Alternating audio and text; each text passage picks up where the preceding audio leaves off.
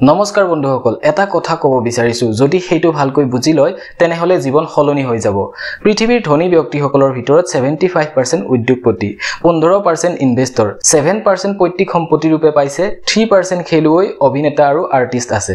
আৰু 0% হল এমপ্লয়িজ অৰ্থাৎ যিয়ে দৰমহাৰ ওপৰত কাম কৰে গতিকে যদি আপুনি পৃথিৱীৰ 1% মানুহৰ দৰে পইচা ইনকাম কৰিব বিচাৰে তেনেহলে আপুনি বুজি পাব লাগিব যে এই চাৰিটা কেটেগৰীৰ মাজত কমন কি আছে তেনেহলে চাওয়া হক উদ্যোগপতিৰ লগত বিজনেস আছে ইনভেষ্টৰ সকলৰ লগত এসেটস আছে ধনী ঘৰত জন্ম সকলৰ লগত ট্ৰাষ্ট আছে আৰু খেলুৱৈ অভিনেতা আৰু শিল্পী সকলৰ লগত আছে দুৰ্লভ স্কিল গতিকে ইয়াত স্পষ্টকৈ দেখা পাও যে যদি আপোনাৰ নিজাকৈ একো নাই তেনেহলে আপুনি আনৰ হৈ কাম কৰিব লাগিব এইটোই হল আসল ৰহস্য যেটো আমি বুজি নাপাও গতিকে এতিয়া আপুনি এই 1% দৰে কেনেকৈ কিবা এটা লব পাৰে ইয়াৰ কাৰণে ফলো কৰিব লাগিব 25-15-50-10 ৰুল এইটো মই এনেকৈ ডিজাইন কৰিছো যাতে যি কোনো মানুহে তেওঁৰ ইনকাম কম হওক বা বেছি ইজিলি মেনেজ কৰিব পাৰে সেই টপ 1% সকলৰ দৰে কথা হল আপুনি কিমান উপাৰ্জন কৰে হেতু ডাঙৰ কথা নহয় আসল কথাটো হল যে সেই টকাখিনিৰে আপুনি কি কৰে গতিকে আপোনাৰ ইনকামৰ প্ৰথম 25% অংশ থাকিব লাগিব গ্ৰোথ হিচাপে এইটো সেইখিনি পইচা যিয়ে আপোনাৰ কাৰণে কাম কৰি থাকে আৰু গ্ৰোথ মানে আপুনি ডাঙৰ দিখল হোৱাটো নহয় ইয়াৰ অৰ্থ হল এনেকুৱা ঠাইত পইচা ৰাখিব লাগে যিয়ে সময়ৰ লগে লগে তাৰ ভ্যালু বঢ়াই দিয়ে এতিয়া আমাৰ কি হয় স্যালাৰি অহাৰ লগে লগে মানুহে প্ৰথমে বিল পৰিশোধ কৰে আৰু যিখিনি হাতত ৰৈ যায় সেইখিনি এনে বস্তু কিনি খৰচ কৰি দিয়ে যিটো তেওঁৰ কেতিয়াও মনতেই নাথাকে হেহে 99% মানুহে এনেকুৱা জীৱন ধাৰণ কৰে য'ত তেওঁলোকৰ লগত কোনো ভ্যালুএবল বস্তুই নাথাকে আৰু এইটো কোনো অভিশাপ নহয় এইটো এটা সিস্টেম এই সিস্টেমটোৱে বিচাৰে যে আপুনি এদিন বা দুদিনলৈ ধনী অনুভৱ কৰক আৰু মাহৰ শেষলৈ পুনৰ ভিক্ষাৰী হৈ পৰক নেক্সট স্যালাৰি কেতিয়া হ'ব তাকে ভাবি টোপনি নাহে এয়াই আমাৰ ডেইলি লাইফ এইটো আসলতে আমাৰ আধুনিক চাকৰ হোৱা এখন জাল এবাৰ ভাবক আগৰ দিনত চাকৰে কাম কৰি পইচা পোৱা নাছিল কিন্তু তেওঁলোকৰ খোৱা লোৱা থকা ব্যৱস্থা সকলো ফ্ৰী আছিল আৰু আজিৰ দিনতো মানুহে কাম কৰে আৰু তাৰ বিনিময়ত পইচা লয় কিন্তু এই পইচাবোৰ কলৈ যায় সেই একেই খোৱা লোৱা আৰু থকাৰ দৰে প্ৰাথমিক বস্তুসমূহত অৰ্থাৎ পাৰ্থক্য কেৱল এইটো যে এতিয়া আমি ভাবো যে আমি ফ্ৰী আৰু যেতিয়া আমি এইটো কথা বুজি পাও তেতিয়া খেলখন অলপ বেলেগ হৈ যায়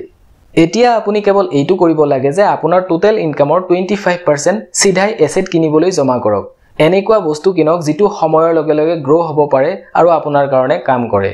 অৰ্থাৎ যেতিয়া আপুনি নিজে কাম কৰি থাকে তেতিয়া আপোনাৰ বেকগ্ৰাউণ্ডত সেই এসেট সমূহে আপোনাৰ কাৰণে যাতে কাম কৰি থাকে আৰু এনেকুৱা এটা সময় আহিব যে আপোনাৰ সেই এসেটস খিনিয়ে আপোনাক আপোনাৰ চাকৰিতকৈ বেছি ইনকাম কৰি দিব এতিয়া আপুনি হয়তো ভাবিব পাৰে যে মোৰ লগত ইনভেষ্ট কৰিবৰ কাৰণে পইচাই নাই তেনেহলে আপুনি পইচাটো আনিবই লাগিব কাৰণ যিমান সোনকালে আৰম্ভ কৰিব হিমান সোনকালে আগবাঢ়ি যাব এতিয়া কথা হল পইচা ইনভেষ্ট কৰিব ক'ত প্ৰথম ষ্টেপটো হল আপোনাৰ এসেট কি হ'ব পইচা গ্ৰো কৰাৰ বিভিন্ন প্ল্যাটফৰ্ম আছে কিন্তু সকলোৰে ৰিস্ক আৰু ৰিৱাৰ্ড বেলেগ বেলেগ আহক চাও কেইটামান পইচা ইনভেষ্ট কৰাৰ প্ল্যাটফৰ্ম এতিয়া সবতকৈ কম ৰিস্ক থকা অপচনটো হল ইনডেক্স ফান্ডস আৰু এইটো আমাৰ সবতকৈ সেফটি অপচন ইয়াত আপুনি ষ্টক বাছিব নালাগে মাত্ৰ কেৱল মাৰ্কেটখনৰ পৰা এটা সৰু অংশ আপুনি কিনিছে যেনে নিফটি 50 আপুনি ইয়াত চাৰ্ট বা মাৰ্কেট চাব দৰকাৰ নাই কেৱল ইনভেষ্ট কৰক আৰু তাক লং টাইমলৈ শান্তিৰে গ্ৰো হ'বলৈ দিয়ক ইয়াৰ পাছত আহে ৰিয়েল এষ্টেট যদি আপোনাৰ লগত ভাল পইচা আছে তেনেহলে আপুনি ভাড়াত দিবৰ কাৰণে প্ৰপাৰ্টি কিনিব পাৰে নাইবা সেই প্ৰপাৰ্টিখিনিৰ মেৰামতি কৰি বেছি দামত বিক্ৰী কৰিব পাৰে ইয়াৰ পিছত আহিব স্কিলছ যিকোনো এনেকুৱা এটা বস্তু যেটো ব্যৱহাৰ কৰি আপুনি ইনকাম কৰিব পাৰে story writing video editing sales coding ইত্যাদি যিকোনো স্কিল ব্যৱহাৰ কৰি আপুনি ইনকাম জেনাৰেট কৰিব পাৰে ষ্টক আৰু প্ৰপাৰ্টি দৰে স্কিলও আপোনাৰ ভাল ইনভেষ্টমেন্ট হ'ব পাৰে কিন্তু ইয়াক শিকিবলৈ সময় নিশ্চয় লাগিব ইয়াৰ পিছত আহে অনলাইন বিজনেसेস ড্ৰপ শিপিং আৰু ডিজিটেল প্ৰডাক্টস বিক্ৰী কৰা ইয়াত বহুত প্ৰফিট হ'ব পাৰে কিন্তু যথেষ্ট পৰিশ্ৰম কৰিব লাগিব আৰু কেতিয়াবা বিফলতাৰ সন্মুখীন হয়তো হ'ব পাৰে তাৰ পিছত আহে ইন্ডিভিজুৱেল ষ্টকস মই জানো যে আপুনি কেৱল মাল্টিবেগাৰ ষ্টক বা পেনি ষ্টক বিচাৰি ফুৰিছে আৰু যেতিয়ালৈকে আপুনি প্ৰপাৰ ৰিসাৰ্চ আৰু অধ্যয়ন নকৰে তেতিয়ালৈকে ইয়াত কেৱল গেমলিং কৰিয়ে থাকিব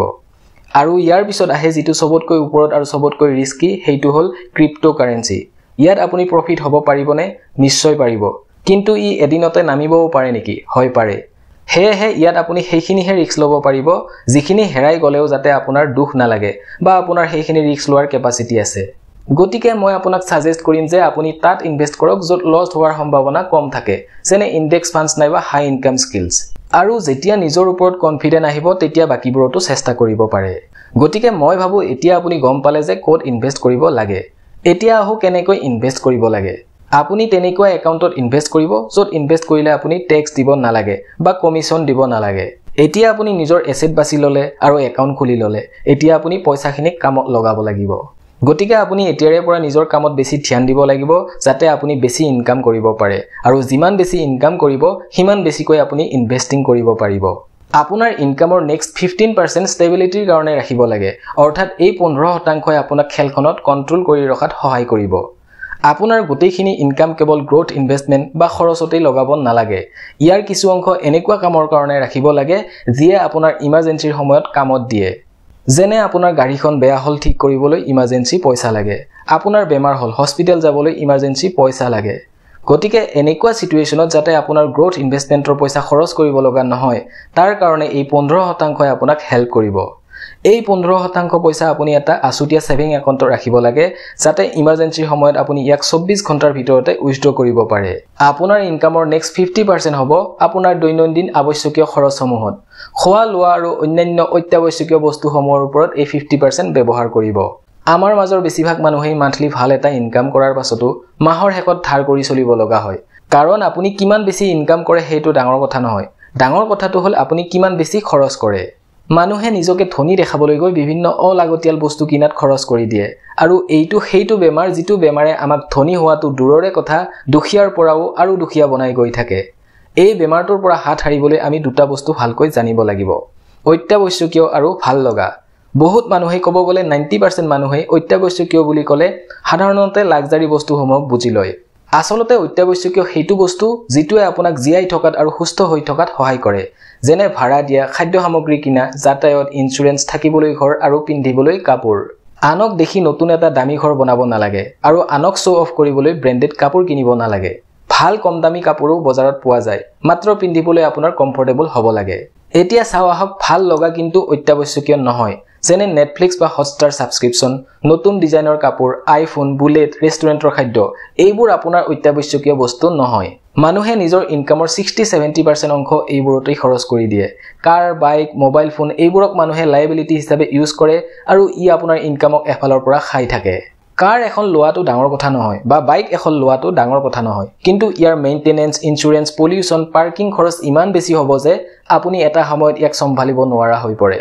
যিকোনো বস্তু এটা কিনাৰ আগত আপুনি নিজকে এটা প্ৰশ্ন কৰিব এই বস্তুটো মোৰ কিমান প্ৰয়োজন যদি অতি প্ৰয়োজন তেনেহলে নিশ্চয় কিনিব কিন্তু যদি ইমান প্ৰয়োজন নাই তেনেহলে 7 ডেজ ৰুল ফলো কৰক ইয়াৰ কৌশলটো হ'ল যে আপুনি সেই বস্তুটো কিনাৰ আগতে 7 দিন ওয়েট কৰক আৰু যেতিয়া 7 দিন পাৰ হৈ যাব তেতিয়া নিজকে সুধিব যে সেই বস্তুটো আপোনাক এতিয়াও লাগে নেকি খুব সম্ভৱ বেছি ভাগৰে উত্তৰ আহিব নালাগে আচৰিত কথা নহয় জানো 7 দিন ৰখিলেই নলগা হৈ যায় আমি সাধাৰণতে বেছিভাগ বস্তুৱে এক্সাইটেড হৈ লও লাগিলে সেই বস্তুটোৰ হয়তো আমাক প্ৰয়োজনেই নাই কিন্তু যদি আমি 7 দিন ৰখি দিও আৰু তেতিয়াও আমাক যদি সেই বস্তুটোৰ প্ৰয়োজন অনুভৱ হৈছে বা কিনিব বিচাৰিছে তেতিয়া নেক্সট প্ৰশ্ন কৰক যে আপুনি হেতু ব্ৰ্যান্ডেড কাৰণে কিনিব বিচাৰিছে নে ভ্যালুএবল কাৰণে কিনিব বিচাৰিছে যদি ব্ৰ্যান্ডেড বুলি ভাবি কিনিব বিচাৰিছে তেনেহলে কেতিয়াও নিকিনিব এইটো এটা মাৰ্কেটিংৰ সিস্টেম আপুনি যদি 5000 টকীয়া ব্ৰ্যান্ডেড জোতা এজোৰ 3 বছৰ পিন্ধিব পাৰে আৰু ঠিক একে নিচিনা আনব্ৰ্যান্ডেড এজোৰ জোতা যদি 1000 টকাত কিনি 3 বছৰ পিন্ধিব পাৰে তেনেহলে ভ্যালু কাৰ বেছি হ'ব নিশ্চয় 1000 টকীয়া জোতাজোৰ আপোনাৰ কাৰণে ভ্যালুএবল হ'ব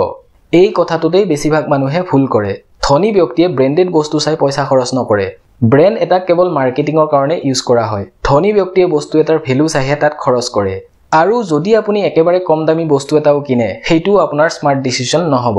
যদি এটা গেঞ্জি 50 টকাত কিনি কেৱল 2 দিন পিন্ধাৰ পিছতে ছিঙি যায় তেনেহলে এইটো আপোনাৰ পইচা বৰবাদ কৰাহে হ'ব গতিকে মই ক'ব বিচাৰিছো যে ব্ৰ্যান্ডৰ পিছত লাগি নাথাকিব তাৰ কোৱালিটি চাইহে বস্তু কিনিব এতিয়া আপোনাৰ ইনকামৰ শেষৰ 10% সদায় পুৰস্কাৰৰ কাৰণে ৰাখিব লাগে পইচা কেৱল আপোনাৰ ইনভেষ্টমেন্ট বা অত্যাৱশ্যকীয় বস্তুসমূহৰ কাৰণেই নহয় আপুনি ইয়াৰ এনজয়ও কৰিব লাগিব যাতে আপোনাৰ লাইফত বোৰিং বা ষ্ট্ৰেছ অনুভৱ নহয় তাৰ কাৰণে এই 10%ক ইউজ কৰিব লাগিব যেনে কৰবাত ফুৰিবলৈ যোৱা ফ্যামিলি ট্ৰিপছ বাৰ্থডে বিয়া ইত্যাদি গতিকে এইটো আছিল আমাৰ আজিৰ এই ভিডিওটিৰ টপিক 25-15-50-10 ৰুল ৰব এতিয়া এৰি না যাব লাইক এটি দিবলৈ পাহৰিছে দেখোন চেনেলটি সাবস্ক্ৰাইব কৰি লৈছেনে তেনেহলে পুনৰ লগ পাম নেক্সট ভিডিওত থ্যাংক ইউ সো মাচ